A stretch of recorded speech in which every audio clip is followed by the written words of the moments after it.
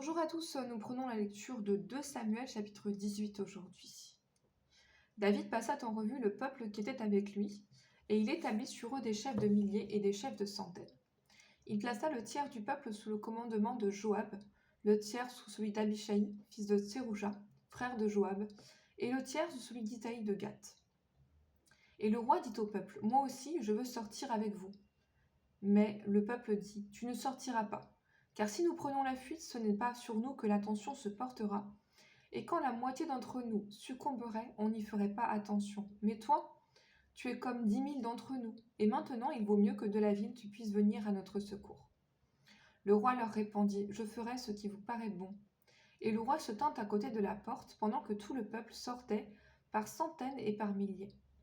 Le roi donna cet ordre à Joab, à Abishai et à Itaï, « Pour l'amour de moi, doucement avec le jeune Absalom. » Le peuple sortit dans les champs à la rencontre d'Israël, et la bataille eut lieu dans la forêt d'Éphraïm. Là, le peuple d'Israël fut battu par les serviteurs de David, et il y eut en ce jour une grande défaite de 20 000 hommes. Le combat s'étendit sur toute la contrée, et la forêt dévora plus de peuple ce jour-là que l'épée n'en dévora. Absalom se trouva en présence des gens de David. Il était monté sur un mulet.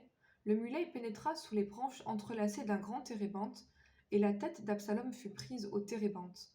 Il demeura suspendu entre le ciel et la terre, et le mulet qui était sous lui passa outre. Un homme ayant vu cela vint dire à Joab, « Voici, j'ai vu Absalom suspendu à un térébinthe. » Et Joab dit à l'homme qui lui apporta cette nouvelle, « Tu l'as vu? Pourquoi donc ne l'as-tu pas abattu sur place? Je t'aurais donné 10 cycles d'argent et une ceinture. » Mais cet homme dit à Joab, « Quand je pèserai dans ma main 10 000 cycles d'argent, je ne mettrai pas la main sur le fils du roi, car nous avons entendu cet ordre que le roi t'a donné à toi, à Abishai et à Itaï. Prenez garde, chacun au jeune Absalom. Et si j'eusse attenté perfidement à sa vie, rien n'aurait été caché au roi, et tu aurais toi-même été contre moi. » Joab dit, « Je ne m'arrêterai pas auprès de toi. » Et il prit en main 3 javelots, et les enfonça dans le cœur d'Absalom, encore plein de vie, au milieu du térébinthe. 10 jeunes gens qui portaient les armes de Joab entourèrent Absalom, le frappèrent et le firent mourir.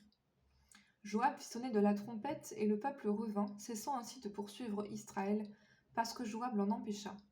Ils prirent Absalom, le jetèrent dans une grande fosse au milieu de la forêt, et mirent sur lui un très grand monceau de pierres. Tout Israël s'enfuit, chacun dans sa tente, et de son vivant, Absalom s'était fait ériger un monument dans la vallée du roi, car il disait, « Je n'ai point de fils par qui le souvenir de mon nom puisse être conservé. » Et il donna son propre nom au monument, qu'on appelle encore aujourd'hui monument d'Absalom. Achimaatz, fils de Tsadok, dit, « Laisse-moi courir et porter au roi cette bonne nouvelle que l'Éternel lui a rendu justice, en le délivrant de la main de ses ennemis. » Joab lui dit, « Ce n'est pas toi qui dois porter aujourd'hui les nouvelles. Tu les porteras un autre jour, mais non aujourd'hui, puisque le fils du roi est mort. » Et Joab dit à Coushi, « Va et annonce au roi ce que tu as vu. » Coushi se prosterna devant Joab et courut. Achimaatz, fils de Tsadok, dit encore à Joab, « Quoi qu'il arrive, laisse-moi courir après Coushi. » Et Joab dit, « Pourquoi veux-tu courir, mon fils? Ce n'est pas un message qui te sera profitable. » « Quoi qu'il arrive, je veux courir, reprit Achimaatz. Et Joab lui dit, « Cours. » Achimaatz courut par le chemin de la plaine et il devança Coushi. David était assis entre les 2 portes. La sentinelle alla sur le toit de la porte vers la muraille. Elle leva les yeux et regarda, et voici, un homme courait tout seul. La sentinelle cria et avertit le roi. Le roi dit, « S'il est seul, il apporte de bonnes nouvelles. » Et cet homme arriva toujours plus près. La sentinelle vit un autre homme qui courait. Elle cria au portier, « Voici un homme qui court tout seul. » Et le roi dit, « Il apporte aussi des nouvelles. » La sentinelle dit, « La manière de courir du premier me paraît celle d'Achimaatz, fils de Tsadok. » Et le roi dit, « C'est un homme de bien. Il apporte de bonnes nouvelles. » Achimaatz cria et dit au roi, « Tout va bien. » Il se prosterna devant le roi la face contre terre et dit, « Béni soit l'Éternel ton Dieu, qui a livré les hommes qui levaient la main contre le roi mon seigneur. » Et le roi dit, « Le jeune homme Absalom est-il en bonne santé ?» Achimaatz répondit, « J'ai aperçu un grand tumulte au moment où Joab envoya le serviteur du roi, et moi ton serviteur, mais je ne sais pas ce que c'était. » Et le roi dit, « Mets-toi là de côté. » Et Achimaatz se tint de côté. Aussitôt arriva Couchi et il dit « Que le roi mon seigneur apprenne la bonne nouvelle. Aujourd'hui, l'Éternel t'a rendu justice en te délivrant de la main de tous ceux qui s'élevaient contre toi. » Le roi dit à Couchi « Le jeune homme Absalom est-il en bonne santé ?»